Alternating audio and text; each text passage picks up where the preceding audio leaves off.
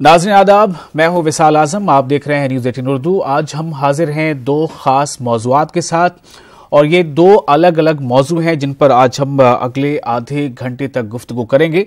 आपको हम तस्वीरों में दिखाते हैं कि किन दो मौज़ूआत पर हम आज खास तौर से नजर रखेंगे। ये देखिए, जो तस्वीरें आप देख रहे हैं, इसमें दो तस्वीरें हैं। दाहिनी तरफ जो तस्वीर है वो एक ऐसी तस्वीर है जो थोड़ी देर के लिए बदन को सहरा देती है और काफी डर खौफ का मंजर आता है। दरअसल ये तस्वीर है झारखंड के लातेहार जिले के बालूमाथ का, जहां पर साल 2016 में दो लोगों को उनके कत्ल करने के बाद उनकी लाशों को एक दरख्त से लटका दिया गया था और इन पर यह इल्जाम लगाया गया था कि ये गौ तस्करी यानी कि मवेशियों की तस्करी करते हैं। हालांकि जो उस वक्त रिपोर्ट्स जो आई थी उसके मुताबिक ये पता चला था कि वहाँ जो हफ्तेवारी जो बाजार लगते हैं उनमें कई एक बाजार ऐसे होते हैं जो ख़ास तौर से मवेशियों के बेचने या ख़रीदने के लिए वो बाजार लगता है, और उन्हीं बाजार में दो लोग ऐसे थे जो मवेशियों को ले जा रहे थे, लेकिन उन्हें और वो मवेशी भी गाय नहीं बल्कि भैंसें थी, ऐसी खबरें थी।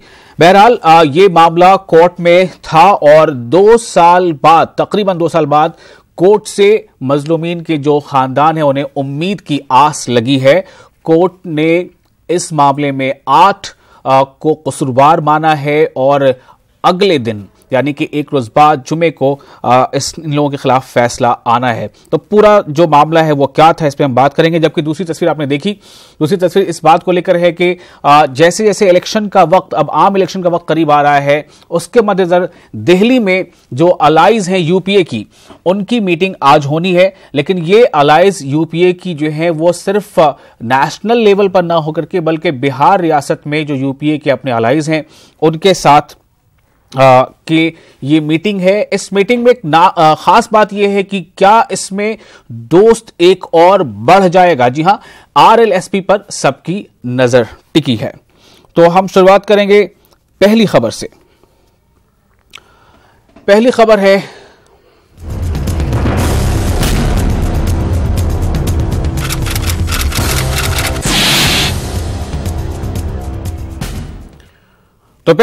कानून के लंबे हाथ। जी हां, कानून से इंसाफ मिलने में हो सकता है कि थोड़ी ताखीर हो, लेकिन अक्सर हमने ये सुना है, पढ़ा है और कई बार फिल्मों में यह डायलॉग आपने सुना होगा कि कानून के हाथ लंबे होते हैं, और ऐसा ही कुछ झारखंड के लातेहार जिले के बालूमाथ में ऐसा एक मामला सामने आया है। आपको बता दें कि जिला लातेहार कोर्ट ने 8 जो खुद को गौ रक्षक कहते थे ऐसे लोगों को मुजरिम करार दिया है। यह वाकया साल 2016 का है। लातेहार के बालूमाथ में साल 2016 में सो कॉल्ड, जिन्हें ऐसा कहा जाता है, मुबैना तौर पर जो गौ रक्षक कहे जाते हैं, उन लोगों ने 2 अक़लियती जवानों को पिटाई के बाद उनकी जब मौत हो गई थी तो उन्हें दरख्त से लटका दिया था, और इन 2 में एक जो था वो नाबालिग था।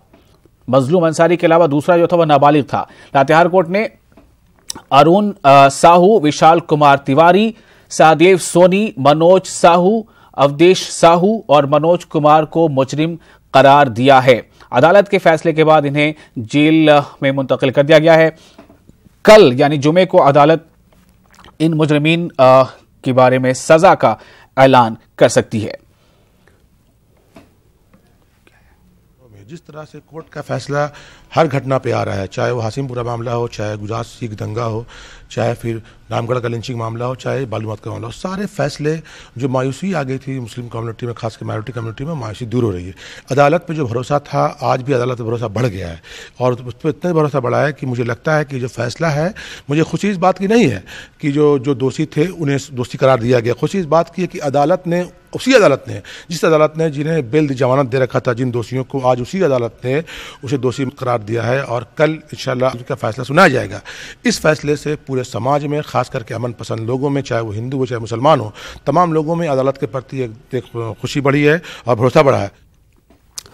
तो अभी आप जिन्हें सुन रहे थे ये तनवीर अहमद हैं और सोशल एक्टिविस्ट हैं। खासतौर से ऐसे मामलों को लेकर काफी सरगर्म रहे हैं। मजलूमीन की मदद कैसे की जा सकती है, क्योंकि अक्सर ऐसे मामलों में जो मजलूमीन होते हैं यानी जिन खानदानों पर जुल्म ढाया जाता है वो गरीब होते हैं, माशी तौर पर काफी कमजोर होते हैं। तो किस तरह उन्हें एक जमहूरियत के अंदर रहते हुए और कानूनी रास्ते से कैसे उन्हें इंसाफ दिलाया जा सके, ऐसे मामलों को लेकर काफी सरगर्मी रही है इनकी। हम इस वक्त सीधे रुक करेंगे अपने नौशाद जो हमारे नुमाइंदे हैं रांची से, नौशाद के पास चलते हैं। नौशाद, काफी ये मामला जो है वो तूल पकड़ा था उन दिनों और 2016 का ये मामला है। मुझे याद है कि ऐसा काफी ये रिमोट एरिया है, लेकिन उसके बावजूद वहां कई सियासी जमातों के नुमाइंदे भी पहुंचे थे और कई तरह के वादे हुए थे। लेकिन हम ये जानना चाहते हैं कि ये 2 साल का लगभग अरसा हो चुका, किन मरहलों से होकर इंसाफ की ये रोशनी नजर आ रही है अब? ये बड़ी खुशी की बात है जब ये हालिया दिनों 2 ऐसे अहम फैसले आए हैं जो लोगों को, जो अमन पसंद लोग हैं उनको राहत देने वाली बात है। एक जामताड़ा का जो मामला है जहां पे मिनहाज अंसारी जो एक सोशल मीडिया में कुर्बानी का गोश्त जो है वो पोस्ट करने का नतीजे में उस पर शिद्दत पसंद लोगों के FIR दर्ज करने के बाद जो है पुलिस कस्टडी में उसकी पिटाई की गई थी और उसमें जो है वो जो थाना प्रभारी है हरीश पाठक, वो मुबैना जो है मुलजिम थे, वो उनको जो है वो कोर्ट ने जमानत देने से इनकार कर दिया है। और दूसरा जो मामला है ये कल जो है गुज़श्ता दिनों आया है, जो ख़ासतौर से मजलूम अंसारी, जो 32 साल मजलूम अंसारी जो ताजिर थे वो जानवरों के, उनके साथ जो है वो इम्तियाज़ खान थे, वो 12 साल नाबालिग बच्चा, वो भी ताजिर थे। और ये हाट बाज़ार से जानवर को ख़रीदारी करने के बाद, जो कि वो एक खेती के लिए इस्तेमाल की, काश्तकारी के लिए इस्तेमाल की जाने वाली थी जानवर, उसे जो है वो जो मुबैना तौर पे उनको जो गौ रक्षक थे उन लोगों ने वो उसकी पिटाई की और इससे बेईमाना कत्ल कर दिया। उसके बाद जो है फांसी पे लटका दिया, यानी एक दरख्त से। तो इस मामले को के बाद जो है काफ़ी यहाँ पे लोगों में वो एहतजाजी मुजाहरे किए गए, काफ़ी जो है लोगों में बरहमी का इजहार किया गया, मुसलसल जो है उसके खिलाफ आवाज़ें उठाई जाने लगी। और उसके बाद कई ऐसे मामलात आए हैं। मिसाल हम ये बताएं कि मॉब लिंचिंग के मामले जो है सबसे ज़्यादा अगर मुल्क में हुए हैं तो वो झारखंड में हुए हैं। करीब ऐसे 9 मामलात हैं जो मॉब लिंचिंग के शिकार हुए हैं। उसमें आपको सिंहभूम का इलाका है जहाँ पे 4 लोगों को ये जो कहिए कि जानवर ताजिर थे उन्हें जो है बच्चा चोरी के इल्ज़ाम में जो है पीट कर हलाक कर दिया गया था। इसी तरह से एक ट्राइबल जो कि गढ़वा ज़िले में एक मिंज नाम के हैं, वो ट्राइबल जो है वो बैल का ज़बीहा करने के इल्ज़ाम में, चूँकि ट्राइबल यहाँ पे कुछ इलाकों में ऐसा है कि वो गोश्त का, वो मुबैना जो गोश्त है उसका इस्तेमाल भी करते हैं, तो उसे जो है ना वो ज़बीहा करने के इल्ज़ाम में उन्हें भी जो है ना वो मॉब लिंचिंग का शिकार होना पड़ा था और वो जेल में जो है ना उनकी मौत हो गई थी, चूँकि ज़ख्मों के ताब ना ला करके। इस तरह से अभी आपने हालिया दिनों वो रामगढ़ का भी वाक़या था, जो अलीमुद्दीन अंसारी को जो कि ममनुआ गोश्त के ले जाने के इल्ज़ाम में उनको जो है पीट करके हलाक कर दिया गया था। तो इस तरह से करीब 9 ऐसे मामलात हैं जिसमें से 3 मामले ऐसे हैं जिसमें अदालत का जो फैसला आया है उससे अमन पसंद लोगों में, खासतौर से जो समाजी कारकुनान है उनमें खुशी की जो है ना माहौल है और वो एतमाद देखा जा रहा है। आपको एक चीज़ और बताना चाहेंगे वैसाल कि वो साबिक जो है ना IAS अफसर और मारूफ समाजी कारकुन हर्ष मंदर, उन्होंने इस वाक़यात के बाद यहाँ पे झारखंड में अमन कारवां निकाला था और तमाम जो मुस्लिमीन हैं उनके जो घरों पे जाकर के उनके उन्होंने उनसे हाल चाल दरियाफ्त किया था और इस सिलसिले में कानूनी जो है ना वो किस तरह से वो लड़ाई और मदद फराहम की जा सके उसको लेकर के जो है दिल्ली में नौशाद हमारे साथ अब्दुल सलाम जुड़ चुके हैं, जो एडवोकेट हैं, जो मजलूमीन के खानदान की तरफ से कोर्ट में ये पैरवी कर रहे थे, जिनकी उनसे बात करते हैं। अब्दुल सलाम साहब, आपको मेरी आवाज मिल पा रही है?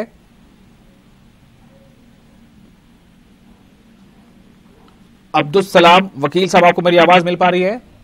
हाँ जी, हाँ बिल्कुल मिल पा रही है। जी, मैं आपसे जानना चाहता हूं कि तकरीबन 2 साल हो गए हैं, अब ये फैसला आया है। पहला तो मुझे ये बताएं कि कोर्ट ने इन्हें इन 8 लोगों को मुजरिम माना है, कसूरवार माना है, तो किस तरह से इस फैसले को आप अभी देख रहे हैं, चूंकि आपने इसके लिए काफी मेहनत की थी? जी जी बिल्कुल बिल्कुल, ये सचमुच बड़ा पेकुलियर केस रहा और मैं बता दूं कि ये ऑल ओवर इंडिया का मॉब लिंचिंग का सबसे पहला केस था, जिसमें 2 साल पहले तकरीबन 2 लोगों को एक जो 12 साल का बच्चा था और एक मजलूम अंसारी जो 32 साल का यंग लड़का था, जिसकी 5 बेटियां हैं, उसको हाट में जानवर ले जाने के क्रम में रास्ते से उठा लिया गया और उसकी हत्या कर दी गई। हत्या करने के पश्चात इतना ही नहीं, उसको पेड़ से लटका दिया गया था और फांसी दे दिया गया था, जिसमें पुलिस इन्वेस्टिगेशन के दौरान केस को काफी कमजोर किया गया था। लेकिन इसमें 3 आई विटनेस थे जिन्होंने कोर्ट में आकर जी घटना को अपने आंखों देखी बताया था। टोटल 11 एग्जामिनेशन हुआ था, जिसमें 2 साल तकरीबन लग गया जी। लेकिन इसे फास्ट ट्रैक कोर्ट में ले जाने के पश्चात ये केस बहुत तेज चला जी, जिसका रिजल्ट है कि कल तो क्या ये माना जाए कि जिस तरह से वजीर आला ने कहा था कि ऐसे मामलों को हम फास्ट ट्रैक कोर्ट में चलाएंगे, चूंकि उन पर एक तरह से सवालात उठ रहे थे झारखंड हुकूमत पर कि ऐसे मामले लगातार बढ़ते जा रहे हैं और अगर वक्त में इंसाफ नहीं मिला तो इसका मतलब ये समझा जाएगा कि कहीं न कहीं ऐसे लोगों को जो है एक तरह से शह मिल रहा है, बढ़ावा मिल रहा है। जी हाँ, इस पे तो अंकुश लगना चाहिए, क्योंकि फास्ट ट्रैक कोर्ट में ले जाने से जो एक्यूज लोग होते हैं जिनका मन बढ़ा रहता है और इन नेगेटिव गतिविधियों में इनका रोल सबसे ज्यादा होता है, उससे अंकुश तो लगा है। और ये डे टू डे चलने से ये भी होता है कि कोर्ट को प्रेशर पड़ता है और गवाहों को नोटिस जाती है और गवाह लोग फटाफट कोर्ट में आकर के अपनी गवाही। अब्दुल सलाम साहब, मेरा एक सवाल, आपने बताया कि जिन 2 लोगों को जिनका कत्ल करके पेड़ से लटका दिया गया था उनमें से एक नाबालिग था, दूसरा जो है वो 32-33 साल का था, उसकी 5 बेटियां हैं। जाहिर है जो खबरें मिली थी उसके मुताबिक वो खानदान मफलूकुल हाल था, बहुत ज्यादा उसके पास पैसे या दौलत नहीं है। तो ऐसे में उन लोगों ने इतनी लंबी लड़ाई, कानूनी लड़ाई कैसे लड़ी? क्या पैसों की कमी रास्ते में रुकावट बनकर आई कभी?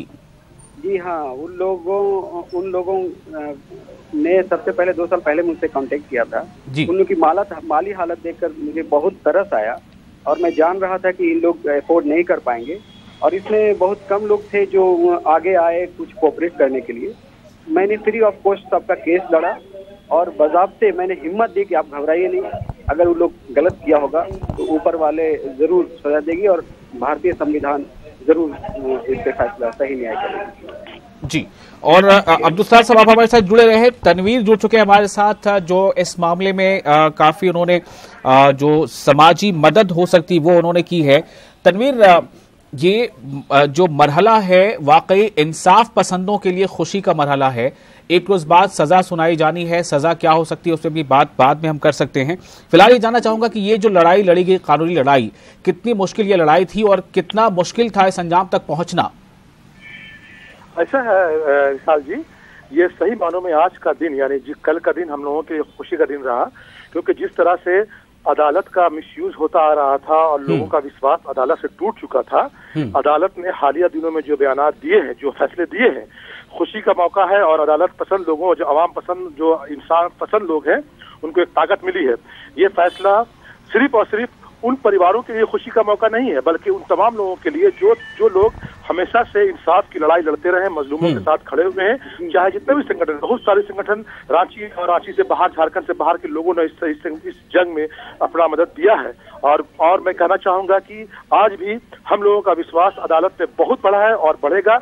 आने वाले दिनों में मेरी ख्वाहिश है कि जो मामलात, जैसे गुजरात दंगा का, मुजफ्फरपुर दंगा का जो मामलात पड़ा हुआ है पेंडिंग अदालत में, उसके ऊपर भी जो फैसला आएगा तो और भी लोगों का विश्वास अदालत के प्रति बढ़ेगा। और हम ये चाहते हैं कि मुजरिम को सख्त से सख्त सजा दी जाए, क्योंकि हम जिनके घर में ये हादसा हुआ उनका हक बनता है कि वो अदालत से गुहार करे कि मुजरिम को किस तरह का सजा मिले। और तनवीर, लेकिन एक सवाल ये भी है कि उसी झारखंड में ऐसा भी देखा गया कि जब ऐसे ही एक मामले में, रामगढ़ में अलीमुद्दीन मामले में, जो जब जमानत पर रिहा हुए थे जो मुजरिमीन थे, उन्हें एक मरकजी वजीर ने गारलैंडिंग की थी, उन्हें माला पहनाकर उनका इस्तकबाल किया था। तो क्या ऐसे मामले जो है वो एक तरह से इस कोशिश को झटका देते हैं, इस कोशिश, ऐसे मामले मायूसी में लाते हैं कहीं आप जैसे लोगों के दिल में? देखिए ऐसा है, देखिए पॉलिटिकल स्टैंड है, चुनाव का माहौल है, लोग अपने अपने चुनावी राजनीतिक फायदा के लिए तरह तरह का डंडा अपनाएंगे। लेकिन हमको लगता है कि पूरे दुनिया के लोग ने हार्वर्ड जहां से पढ़ करके आए थे, ये जैन सिन्हा, उस यूनिवर्सिटी से, वहां के लोगों ने भी उनके कामों को सराहा नहीं था, बल्कि उनकी बहुत बदनामी हुई थी और बाद में उन्होंने माफी मांगा। मुझे लगता है कि अगर ऐसा कोई करता है इस मामले में भी तो उनको जलील होना होगा, क्योंकि इंसाफ कि लड़ाई लड़ने वालों की तादाद ज्यादा है और जालिमों को सपोर्ट करने वाली तादाद बहुत कम है। जी, अब्दुल सलाम हमारे साथ जुड़े। अब्दुल सलाम साहब, आप वकील हैं, कितनी सजा और किस इंटेंसिटी की सजा की आपको उम्मीद है, क्योंकि आप मजलूमीन की तरफ से लड़ाई लड़ रहे हैं? जी हाँ, ये जो कल दोषी करार पाया गया है वो दो सेक्शन में 302 और 201 में जिसके तहत फांसी का भी प्रावधान है और आजीवन कारावास की। कल मेरी मांग थी कि इन लोगों को फांसी दी जाए, क्योंकि ये माफ करने वाली बात नहीं है और इन लोगों के खिलाफ में कोर्ट में भी पुख्ता सबूत आया है। जी, तो जो मजलूमीन है, यानी जिनका कत्ल हुआ, उनके अफराद खानदान, उनके माँ बाप भाई बहन, ये क्या चाहते हैं कोर्ट से? जी, कल इसमें जो 12 साल का लड़का था, इम्तियाज खान, उसकी माँ भी आई हुई थी और उसके फादर भी आए हुए थे। जैसे ही सजा सुना, इन लोगों के चेहरे पे तो खुशी आई कि बहुत 2 साल के बाद लंबे इंतजार के बाद इनको थोड़ा खुशी हुआ, लेकिन इन लोगों का कहना था कि जैसे मेरे बच्चे को फांसी पे बिना कसूर का लटकाया गया है, इन लोगों को भी फांसी की सजा होनी चाहिए। जी, नौशाद आपके पास आ रहा हूँ। ये तमाम एंगल से इस मामले पे बात हो रही है। नौशाद, एक सवाल ये भी है कि हुकूमत जो है, चूंकि मैंने पहले कहा, अब्दुल सलाम से सवाल में कह रहा था कि ये सवाल उठ रहे थे कि कहीं ना कहीं जो बरसर इक़्तिदार लोग हैं, ऐसे लोगों को उनकी पुष्टपनाही हासिल है। लेकिन ये रघुवर दास जो वहाँ के वज़ीर आला हैं, उन्होंने कहा था कि ऐसे मामलों के हम फास्ट ट्रैक कोर्ट से ऐसे मामलों को चलाएंगे। तो क्या हुकूमत को भी इसका एक सहरा जाता है कि एक मुस्बत पहल थी ताकि इंसाफ जल्द मिल सके और यकीनी मिल सके? देखिए विशाल, ये सही है कि झारखंड में जो वाकयात हुए हैं मॉब लिंचिंग के, इस तरह के वाकयात जो है ना पूरे मुल्क में सबसे ज़्यादा अगर कहीं हुए तो झारखंड में हुए। लेकिन वहीं अगर आप देखें शख्सियत की बात करें, वज़ीर आला रघुवर दास खुद जो है ना अमन और सुकून कायम करने में बहुत ही गिरा कदर जो है ना खिदमत अंजाम दी है। वो यहाँ पे फ़िरका वाराना हम आहंगी को बनाए रखने में एक अहम रोल अदा किया है।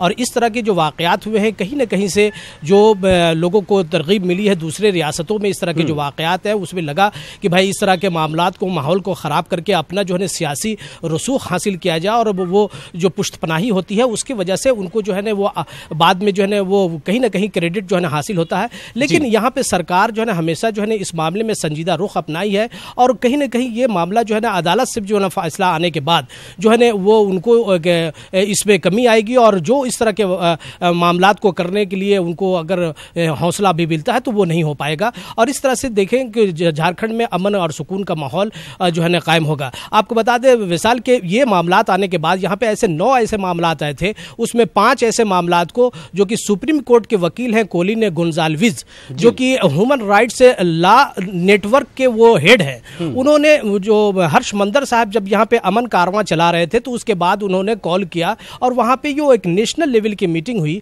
और उसमें उन्होंने ये वाजे किया कि किस तरह से इन लोगों की मदद की जा सकती है।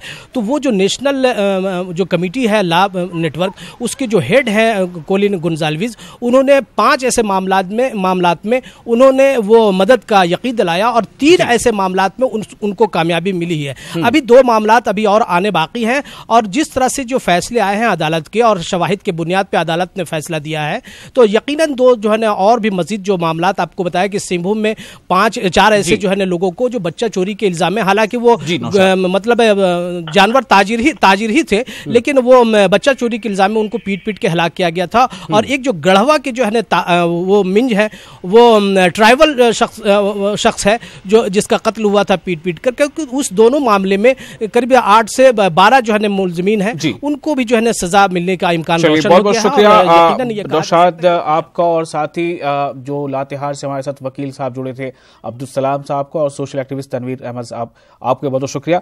अब नजरें इस बात पर टिकी होंगी कि अगले रोज जब लातेहार की अदालत सजा का ऐलान कर रही होगी तो वो सजा क्या होती है, क्योंकि सजा यानी इंसाफ, और इंसाफ जब वक्त पे मिलता है तब उससे जो गलत काम करने वाले हैं उनका हौसले टूटते हैं और इंसाफ का चिराग रोशन होता है। अब हम रुख करेंगे आज के अपने दूसरे मौजू पर। हमारा दूसरा मौजू आज का है इस बात को लेकर जो दिल्ली में आज सियासी जो दोस्त बने हैं उनके बीच सीटों के बंटवारे किस तरह से होंगे।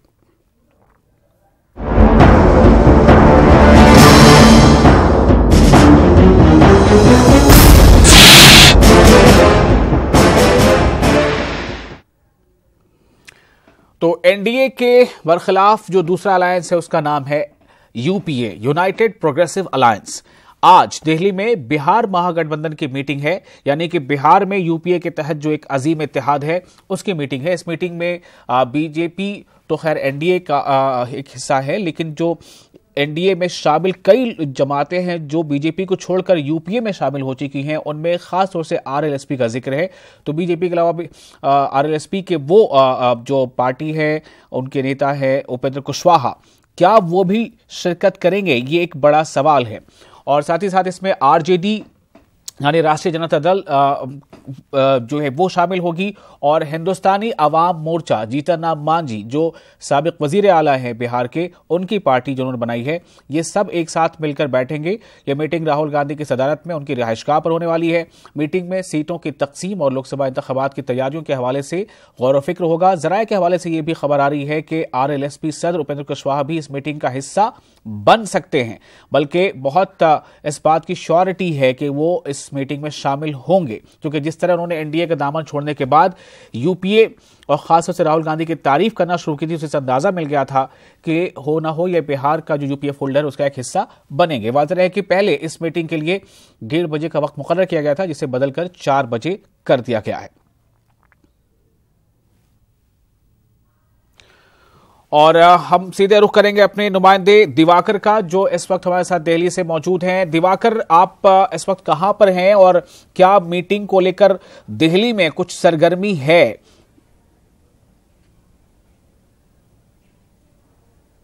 देखिए, अब आधिकारिक जानकारी आ गई है और कांग्रेस की तरफ से ये जानकारी आई है कि 4 बजे प्रेस ब्रीफिंग होगी और उसी में सीधे उपेंद्र कुशवाहा, जो अब तक सस्पेंस बरकरार बनाए हुए थे, वो उपेंद्र कुशवाहा सीधे शामिल होंगे। हमारे साथ हिंदुस्तानी अवाम मोर्चा के राष्ट्रीय प्रवक्ता दानिश रिजवान हैं, सीधे उनसे विस्तार से जानते हैं।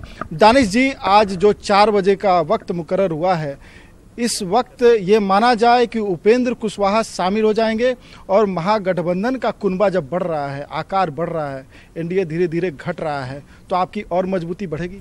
जी, ये इस बात में कहीं से कोई दो राय नहीं है। और जो मुल्क के लेवल पे जिस तरीके से हमारा जो इत्तेहादी फ्रंट जो बना है, जो महागठबंधन बना है, वो निश्चित तौर पर अब मजबूत हो रहा है। और देखिए, जो मुल्क के हालात हैं, जिस तरीके से आबो हवा है, आपने अभी गढ़वा में जो मॉब लिंचिंग का मामला आया था, उसमें भी ये बातें साफ हो चुकी हैं कि किस तरीके से भारतीय जनता पार्टी के लोग, संघ के लोग इसमें दोषी हैं। तो ये अब देश की जरूरत थी, मुल्क की जरूरत थी। और आज जो हमारा जो प्रेस कॉन्फ्रेंस होगा, आप देखिएगा एनडीए का एक और धड़ा जो है वो टूट के आएगा। और रामविलास पासवान जी भी हमसे बातचीत कर रहे हैं। कल चिराग पासवान जी ने भी बड़ा अच्छे सलीके से इस बात दिवाकर से पूछे, उन्होंने कहा कि एनडीए का एक और धड़ा टूट कर आएगा। किसकी बात कर रहे हैं दिवाकर? उनके लीडरशिप में हम आगे बढ़ेंगे तो हम मजबूत हो रहे हैं। और आज 4 बजे आप देखिएगा कि एक बड़ा दल, उपेंद्र कुशवाहा जी भी हमारे साथ आएंगे, हम मजबूती से आगे बढ़ेंगे। और जो देश जिन चीजों को देख रहा है, आपने देखा था कि लोकसभा चुनाव के वक्त में प्रधानमंत्री दानिश जी, आप कह रहे हैं कि एक और घटक दल आपके साथ आएगा, एक अलायंस पार्टनर और होगा। तो रामविलास पासवान, जिनकी तरफ आप खुले तौर पे इशारा कर रहे हैं, रामविलास पासवान कह रहे हैं कि आप बातचीत कर रहे हैं आप लोगों से, तो रामविलास पासवान कब तक आएंगे? ये श्योर है कि वो आपके साथ ही होंगे?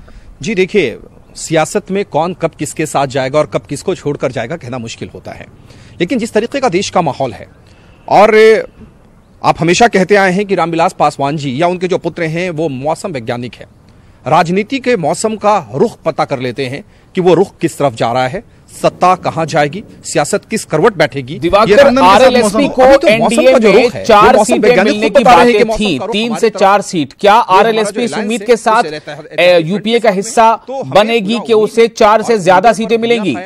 हमें पूरा भरोसा है कि रामविलास पासवान जी का जो खुनबा है वो हमारे साथ आएगा। और देखिए, जो मैंने आपको पहले भी बताया है, दानिश जी, एक सवाल है स्टूडियो से आ रहा है कि 3 से 4 सीटें मांग रहे थे उपेंद्र कुशवाहा, तो क्या महागठबंधन में उनको इतनी सीटें मिलेगी या उससे ज्यादा सीटें मिलेगी? आप लोगों के खाते में कितनी सीटें आएगी? क्योंकि हिंदुस्तानी अवाम मोर्चा पहले से महागठबंधन में है और जीतन राम मांझी पहले से मजबूती तरीके से महागठबंधन के साथ है, यूपीए के साथ है। देखिए, उपेंद्र कुशवाहा जी के साथ सीटों को लेकर कोई डील नहीं हुई है हमारी। और उपेंद्र कुशवाहा जी ने भी साफ कहा है कि हम गरीबों की बात करेंगे, हम बिहार की शिक्षा की बात करेंगे, बिहार का जो कॉमन स्कूलिंग सिस्टम है जो खराब हुआ है, हम उसकी बात कर रहे हैं। वो सीटों के साथ हमारे साथ कोई नहीं है। हमारा एजेंडा है, हमने ये तय कर लिया है कि किस तरीके से नरेंद्र मोदी जी की जो सरकार दिवाकर अब आपसे सीधे मैं आपसे सवाल करना चाहूंगा। दिवाकर, दानिश जी से बात हो गई, शुक्रिया। दिवाकर, मुझे आप ये बताएं कि ये जो गठबंधन के साथी एक साथ आ रहे हैं उसमें आरजेडी है, अब आरएलएसपी भी जाहिर सी बात से शामिल होगी चूंकि वो दानिश रिजवान कह रहे हैं, और उसमें हिंदुस्तानी अवाम मोर्चा भी है, कांग्रेस भी है।